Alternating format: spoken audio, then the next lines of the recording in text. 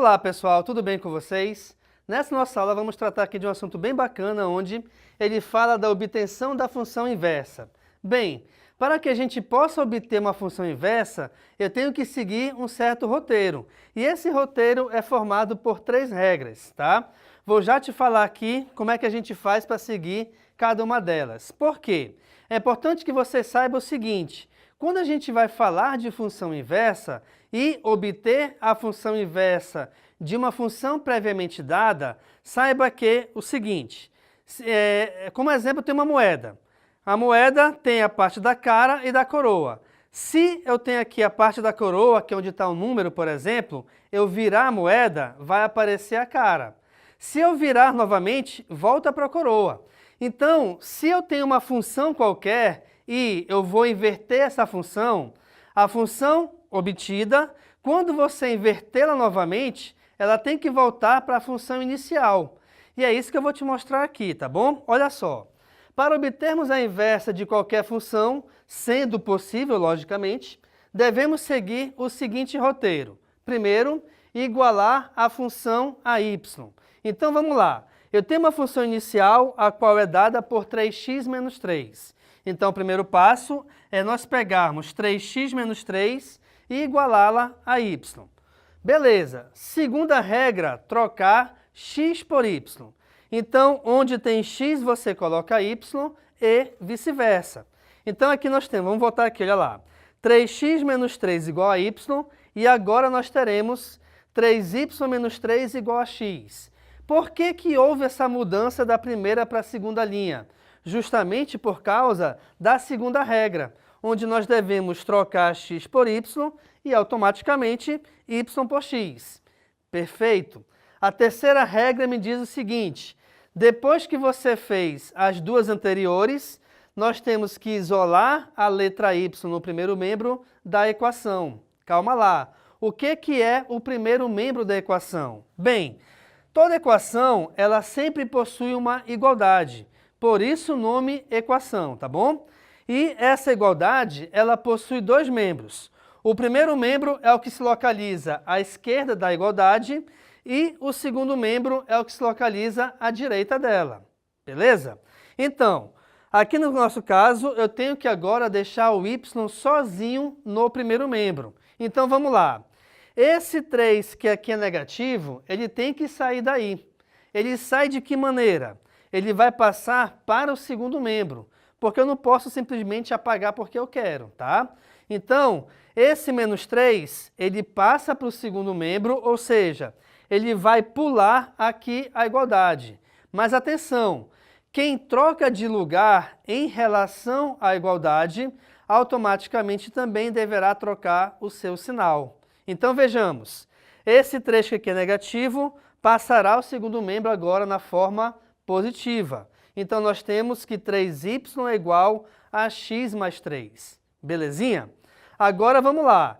Eu tenho 3y igual a x mais 3, mas calma, eu tenho que isolar a letra y. O que é isolar uma letra? Ora, isolar vem de solidão, que é ficar sozinho, né? Então, eu tenho que deixar a letra sozinha no primeiro membro. E aí, como é que a gente faz? Olha só a diferença. Aqui eu tenho 3y menos 3, aqui eu tenho 3y. Você consegue notar uma diferença? Não? Olha lá. Entre esses dois valores, eu tenho o sinal de negativo, ou sinal de subtração. Quando você tem o sinal entre dois valores, logicamente, tá? Quando você tem o sinal de subtração ou sinal de adição, um dos valores vai passar para o outro lado, trocando o seu sinal. Beleza. Agora, quando nós temos letra e número juntas, sem um desses sinais entre eles, de novo, quais sinais? Adição ou subtração?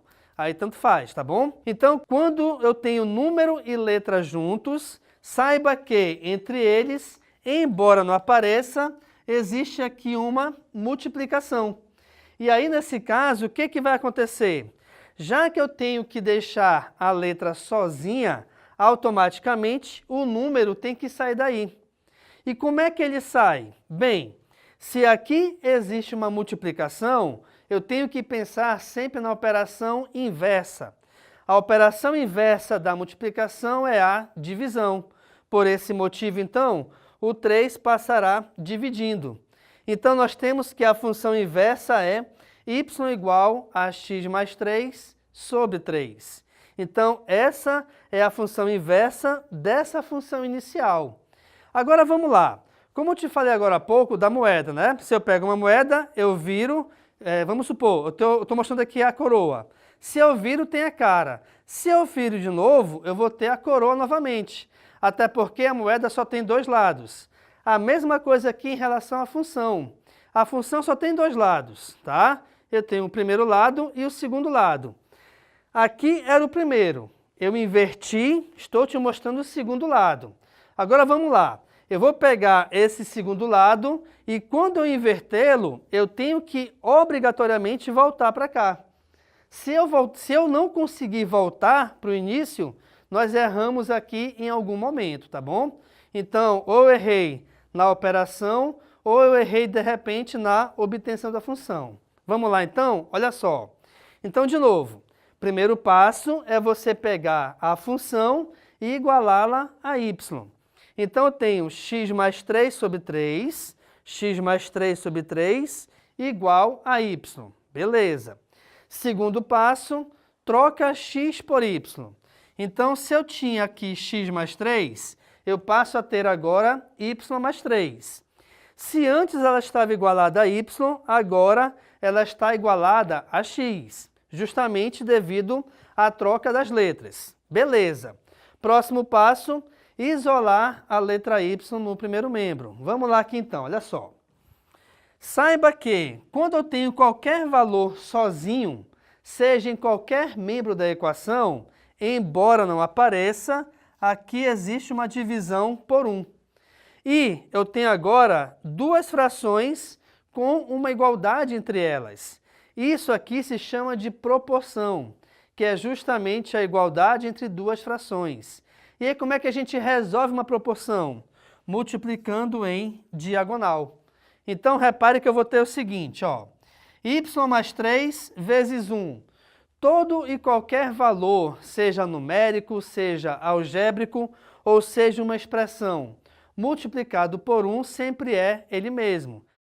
Então, quando você multiplica qualquer valor por 1, tu sempre obtém o próprio valor. Então, aqui reparem, y mais 3 vezes 1, que é justamente essa multiplicação em diagonal, é y mais 3. X vezes 3 é igual a 3x. Então, nós temos y mais 3 igual a 3x.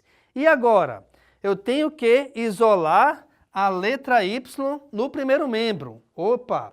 Se eu vou isolar, o y tem que ficar sozinho do lado esquerdo. Logo, então, esse 3 que é positivo, reparem, y mais 3, existe o sinal de adição ou subtração entre eles. Se existe, esse 3 passará para o segundo membro, trocando o seu sinal. Então, aqui, esse 3 que é positivo passará negativo. E quando o 3 passa para cá, repara que o y já fica sozinho, que é o que a gente quer. Então, esse y sozinho é justamente o nome da minha função. Então, a minha função é y igual a 3x menos 3, o que coincide aqui com o início, ó. 3x menos 3 era a minha função inicial. Eu a inverti, ficou x mais 3 sobre 3. Eu peguei a função que havia sido invertida, e aí, quando eu inverti novamente, eu voltei para a função inicial. E aqui a gente faz a analogia com a moeda. De novo, eu tenho uma moeda, cara, coroa. Se eu tenho coroa, eu troco a posição dela, passa a ser cara. Se eu pego a cara e troco de novo, ela volta para a coroa, tá bom? Então, isso aqui é a função inversa. Quando a gente vai trabalhar aqui também a função inversa, a gente pode também verificar a sua inversa em relação ao gráfico. Vamos lá. Num gráfico, eu tenho aqui o plano cartesiano, que é essa parte branca, que é a base para você construir o gráfico de qualquer função. E saiba que qualquer função possui gráfico, tá bom? Eu estou trabalhando aqui com essas duas funções, 3x menos 3 e a sua inversa, que é x mais 3 sobre 3. O gráfico da função 3x menos 3 é esse gráfico aqui em azul. O gráfico da função inversa dela, que é x mais 3 sobre 3, é esse gráfico em rosa. Quando você obtém a função inversa de qualquer função, tá? O gráfico ele é espelhado. Como assim espelhado? Vamos lá aqui pegar esse exemplo de baixo que, atenção, não tem nada a ver com isso aqui, tá? Eu só vou te explicar aqui embaixo o que é esse espelhamento. Quando eu falo espelhamento, pensa realmente no espelho. Eu estou de frente para o espelho, eu estou aqui no caso mostrando a minha imagem. Só que a minha imagem ela é contrária.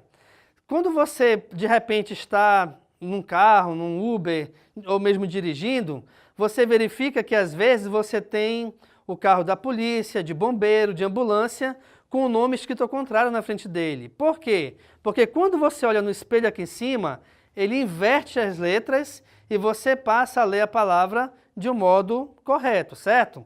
Aqui é a mesma ideia, olha lá. O espelho é essa parte aqui em rosa, tá? Onde obrigatoriamente ele passa aqui pela origem. Então eu tenho uma função onde o gráfico dela é essa parte de azul, por mais que esteja um pouco curvada, não tem problema, tá bom? É uma função qualquer e essa função ela é espelhada aqui para baixo, tornando agora, aparecendo agora, aliás, o gráfico verde. Então aqui é a mesma ideia, olha lá. Eu tenho o gráfico azul que espelhado me mostrou agora o gráfico em rosa. Então esse espelhamento, quando a gente analisa graficamente uma função e a sua função inversa, esse espelhamento é dado sempre em diagonal, passando pela origem do plano cartesiano, tá bom, pessoal? Então, aqui a gente trabalhou nessa aula de hoje a obtenção da função inversa, onde eu te mostrei que, para que a gente consiga obter a função inversa de qualquer função, nós devemos seguir 3 regras básicas. Primeira delas, igualar a função a y, ou chamá-la de y, né? Segunda delas, trocar as letras x por y e vice-versa. E a terceira delas, isolar a letra y no primeiro membro da equação, ou no caso, à esquerda da igualdade. E além disso também, eu te mostrei como que funciona essa função inversa, obtendo o seu gráfico e mostrando a inversa no gráfico também. Beleza, pessoal? Então fique à vontade aqui para tirar a foto do quadro. Muito obrigado pela atenção e tchau!